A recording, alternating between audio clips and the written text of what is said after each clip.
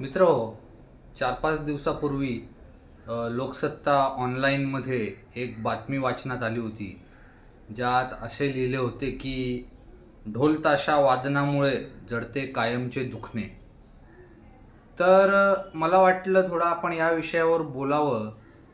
असं आहे की पूर्वीच्या काळी जेव्हा मी लहान होतो, तेव्हा ह्या ढोल ताशाबद्दल प्रचंड आकर्षण असायचं आम्हा लहान मुलांमध्ये, ज्याला 90s किड्स बोलतो आपण.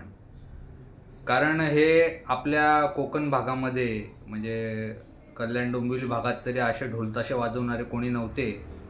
जे यायचे ते पुणे भागातून, विशेषतः मावळ तालुक्यातून छोट्या छोट्या खेड्यातली लोकं असायची.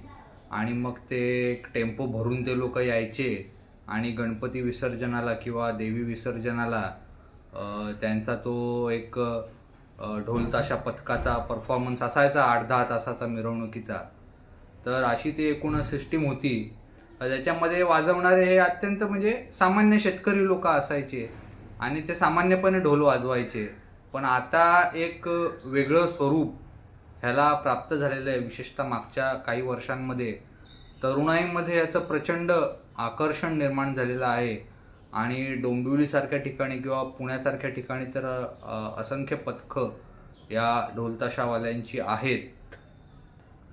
तर सांगायचा मुद्दा हा की ही जी मुलं असतात, तरुण मुलं, विशेषतः एक साधारण 18 ते 30 या वयोगटातली ही मुलं असतात.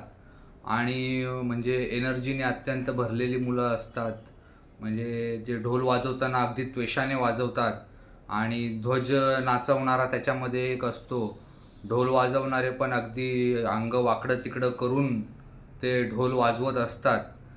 साधारणपणे सप्टेंबरमध्ये गणपती असले तर यांचा सराव हा जुलै महिन्यापासूनच सुरू होतो.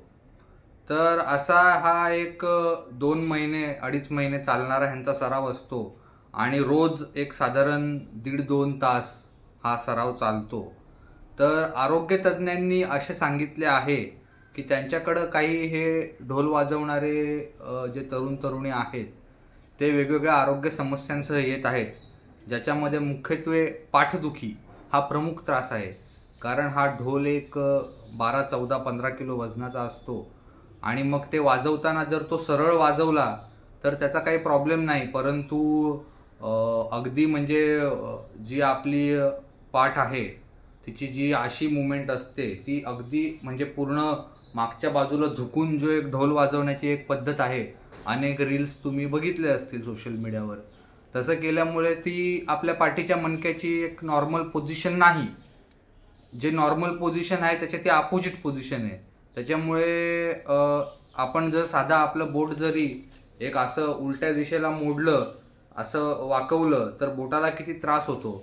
परंतु सतत ती पाठ अशी उलट्या बाजूने वाकवल्यामुळे निश्चितच पाठीला आणि पाठीच्या मणक्याला त्रास होतो.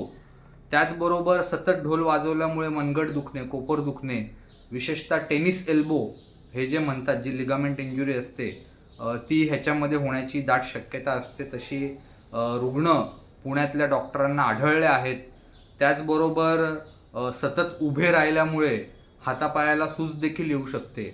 आणि गंभीर परिणाम म्हणजे ढोल पोटावर आपटल्यामुळे अगदी तुम्ही जर बघितलं तर पोटाच्या म्हणजे खालच्या बाजूला जी लघवीची पिशवी असते, ज्याला युरिनरी ब्लॅडर म्हणतात, ते अगदी खालच्या बाजूला असते आणि त्याच्यावरच हा ढोल असतो.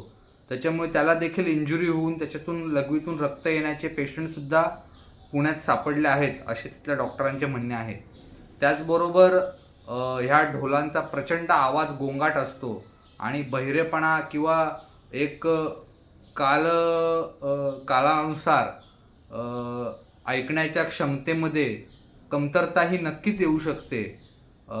कारण सतत हा आवाज येत असतो. आणि जसं मी सांगितलं का जर DJ असेल तर DJचा आवाज हा जास्त असतो, पण तो किमान एका दिवसाचा त्रास असतो. कारण तो गणपती विसर्जनाच्या एक दिवशी DJ वाजवतात आणि ते शांत बसतात.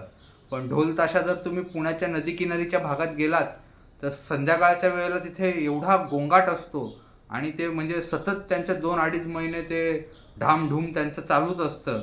त्याच्यामुळे बहिरेपणा त्यांनाही येऊ शकतो आणि आजूबाजूला राहणाऱ्या लोकांना देखील त्याचा प्रचंड त्रास होतो आणि वेळोवेळी हा त्रास लोकांनी बोलून दाखवलेला आहे.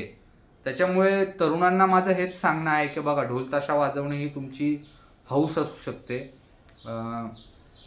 पण त्याच्यामुळे लोकांना त्रास होतो, बहुसंख्य लोकांना त्रास होतो. ही खरी गोष्ट आहे, ह्याला कोणीच नाकारू शकत नाही. ढोल ताशा वाजण्याची आवड असणारे लोक आहेत, पण त्याच्यापेक्षा त्रास होणारे लोक नक्कीच जास्त आहेत. हे सत्य आपण स्वीकारायला पाहिजे.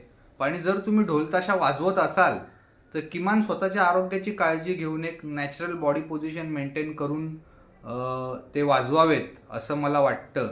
बाकी कोणाच्या काय इथे ढोल ताशे जे फॅन असतील किंवा जे वादक असतील त्यांच्या काय भावना दुखवायची माझी इच्छा नाही. जे सत्य आहे तेच मी बोललेलो आहे. धन्यवाद.